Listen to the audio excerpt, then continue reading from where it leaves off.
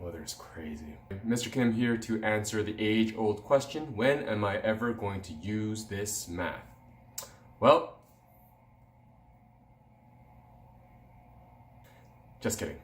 Let's go. First, let me get all the obvious questions out of the way.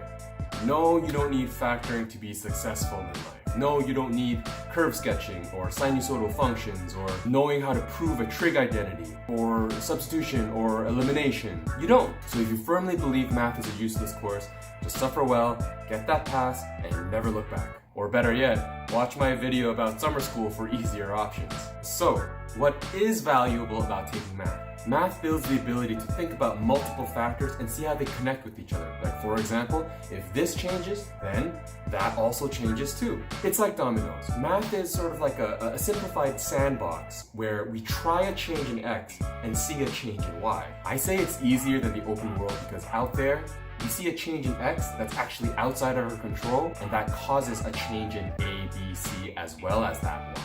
So learn a simpler version inside that sandbox before we approach harder version in real life. Because whether you like it or not, you will experience that harder version. And without preparation, you're gonna learn a hard lesson through your time, sweat, and your tears, or fail. Math builds the ability to try different solutions until you commit to the one that's most efficient and most effective. In a nutshell, it's resilience, it's perseverance, it's good habits of not giving up until you get that feeling of satisfaction of accomplishing something that other people cannot. Math builds the ability to analyze two or more variables and see how they relate to each other, and then tweak the relationship to best suit your needs. In a positive light, math teaches you the ability to make your life efficient and make it work for you. In a negative light, math teaches you how to work the system. Remember that age-old proverb, give a man a fish, he eats for a day, teach a man to fish, he eats for a lifetime? Well, math is sort of a level above that. Math is like, teach a man what fishing can do, and he will make a fishing boat. He will feed a village. He will create an industry. Learn the know-hows of what numbers can do for you. If you master it, you can make it work for you and turn it into something huge. Yes, it's true. Math class is not going to teach you the everyday math you're going to need when you're older. I'll get to that. In a way, you can argue that it's a waste of time. But I disagree. As I just mentioned, math is trying to grow in you something bigger than that. And you know what? If you can't be bothered to build that fishing boat, don't worry about it. Be satisfied with whatever mark you get. It won't keep you from being successful in the future. If you can't be bothered to invest your time in it, I won't hold it against you. It's not for everyone. But don't be the fool that downplays math as if it doesn't do anything for you. Hey, let's extend this to school because people also say school is a waste of time. People quote Steve Jobs, Bill Gates, Albert Einstein, even Thomas Edison, who was considered stupid in school because they had dumb questions. But in reality, Thomas Edison, let's say, he was so just genuinely curious about the way things work.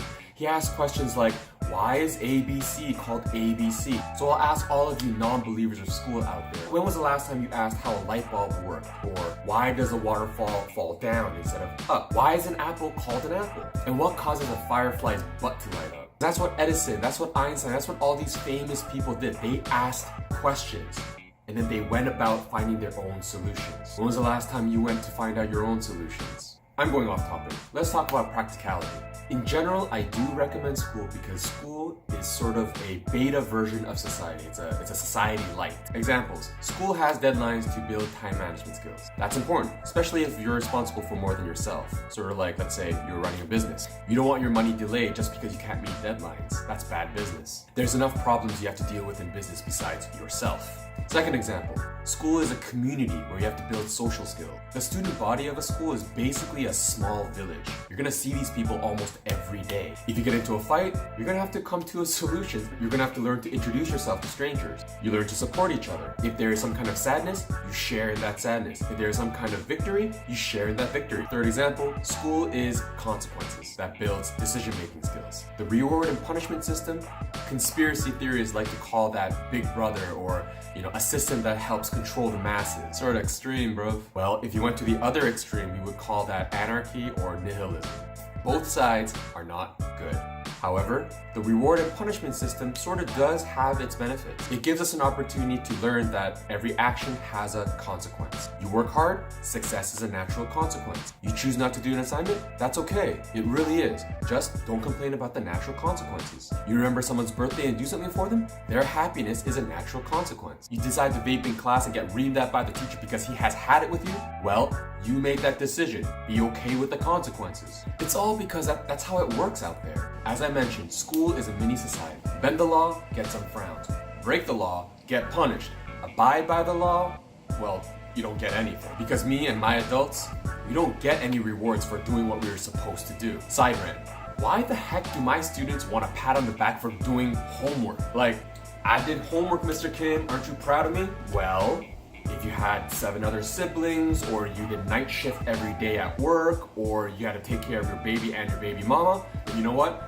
Absolutely, I would totally be proud of you. Legit, like my students know I'm real, and real recognize real. But if you're sitting on the couch or on your computer or just bored and you're talking to yourself like, should we work? Yeah, I can work. You do not deserve praise. That was your job. You were supposed to do that. Rant off. Okay, let's level. Here's what I do agree with. Math is so busy teaching you the techniques needed to get you to be a doctor or engineer or some kind of business manager or whatever, that it skips teaching basic everyday math like taxes, smart investing, RSPs, mortgages, sort of. Things you'll run into sometime in your life. To be honest, you do see it in grade 12 college math. And there's the irony. You learn useful math when you decide not to do the higher order math. But that sort of also makes sense. If you don't need crazy high order math for your profession, then why not learn some useful everyday math? But still, everyone who decides to go to the higher order math doesn't get a chance to do the regular everyday math because they're so busy trying to digest the advanced techniques. Shameless plug, stay tuned for videos that sort of explain these everyday maths in the future. Hope this video did something for you. If there's a question about this video you'd like to ask, please ask away by commenting below, or simply post to start the conversation. Stay tuned by hitting the subscribe as well as the notification bell for any new content that describes tips or any questions I get to ask on this channel. And as always, until next time, good luck.